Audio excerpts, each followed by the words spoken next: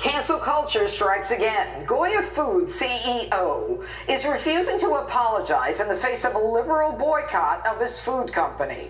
They're angry after he said America was, quote, blessed to have a leader like President Trump. Take a look. It's suppression of speech. In 2012, 8 years ago, I was called by Michelle Obama to Tampa, and I introduced in Hispanic Heritage Month, President Obama. So, you know, I'm not apologizing for saying, and especially if you're called by the President of the United States, you're going to say, no, I'm sorry, I'm busy, no thank you. I didn't say that to the Obamas, and I didn't say that to President Trump. All right, Greg, so here we have a guy who's been to the White House with Obama, White House with Trump. This time he goes in support of the Hispanic initiative that provides access for education and entrepreneurial outreach.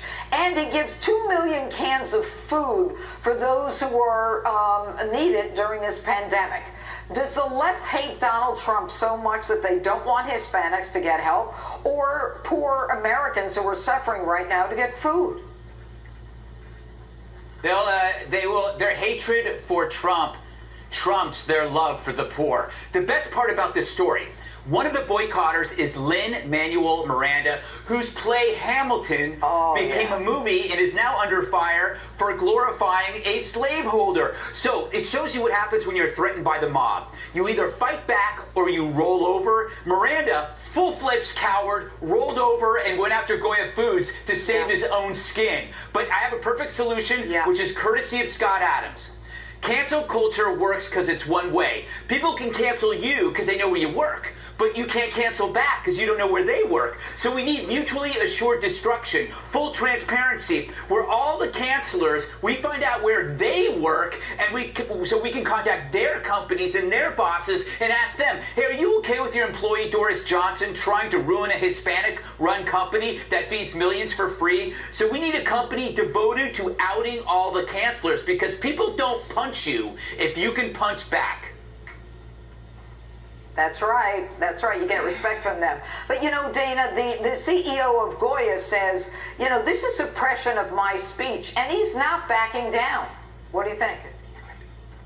No, well, first of all, Goya is an amazing company. The story of how that company was built over time is incredible. Plus, they have amazing products. What is also quite stunning is that Alexandria Ocasio-Cortez is one of the ones leading the charge on the boycott against Goya, but it was Goya that was the first to go into the New York boroughs after the coronavirus lockdown started, and to basically provide free food to everybody in those areas. So it is absurd, of course. The other thing is, though, when you are a CEO and you have 10,000 employees that are relying on you, you know, you can understand why people might be reticent to get involved in politics or to say something about politics. I admire him for not backing down, and I don't think that he regrets it for one instance. And it's just too bad that we have to clarify cancel culture on the backs of this company, which, by the way, again, I would say their products are excellent. I encourage everyone to go out and get some. They are. Yeah, they are. Their chickpeas are great for hummus. All right, Jesse, listen, 36% the polls say Biden has 36 points over Trump with the Hispanic community. Does that make sense to you? Well, from what I've heard, the president's making very strong inroads with the Hispanic community, and it's making up for some of his deficits in the suburbs with white women. So it's obviously too early to tell, but I just had a brilliant idea, maybe the only brilliant idea I've ever come up with on the show, and Greg kind of teed me up for it with about the mutually assured destruction thing. You know how you can buy carbon offsets if you're a polluter? You should just be able to buy cancel offsets. Right? So, like, you could just get away with a lot more if you just pay the right people. That's anyway, this country is too... Jesse, that's called virtue signaling. That's why everybody virtue signals. That's their offset. They virtue signal, they give money, they do whatever they can so they don't get eaten by the crocodile, but they always do. Okay, I didn't know you could virtual signal. But that's also what Lin-Manuel Miranda did. Yes. But let me get to my non-brilliant point. point here. My non-brilliant point is this. This country is too fat to boycott a food company. Have you looked around? Like, do you think a boycott of a food company could last like one meal or two meals? I mean, this is delicious stuff. The taco kits from Goya.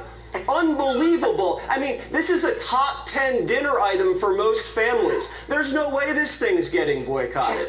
And when you're a leader of a multi-billion-dollar company in this country, you have to be nice to Republicans. You have to be nice to Democrats, because this country just wants to eat, And he was. and that's it. He was. But Juan, I want to end this with you in terms of, look, the left is so focused on trashing people on the right that they don't care that the people that they presume to be on the right are helping poor people, hungry people, helping immigrants. Their hate is so dug in.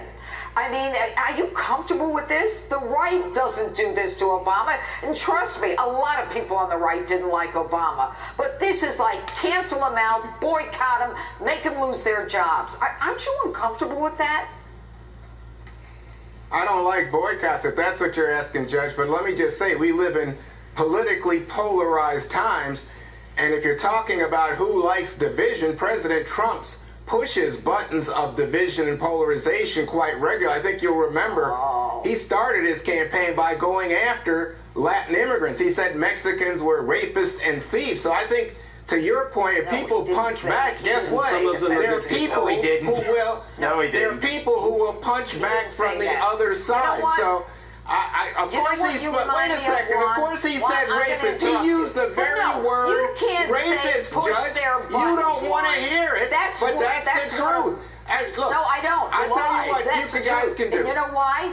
Because You know what you use guys the can term do? that battering, Here's what you can battering do, Judge. men use. And Judge, they say she hold on. pushed my Hold buttons, on. You've had and your therefore say, I Judge. beat her up. Judge, Enough. is it so hard for you and to you listen? didn't Come answer on, the Judge. question. Judge.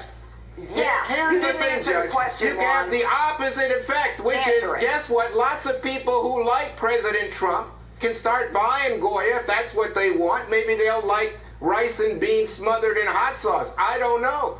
But I'm just telling you, we live in politically polarized times, and we have a politically polarizing president. Yeah, no, we don't. He doesn't push buttons. Batterers use that excuse all the time when they beat their wives, okay? I hate that term.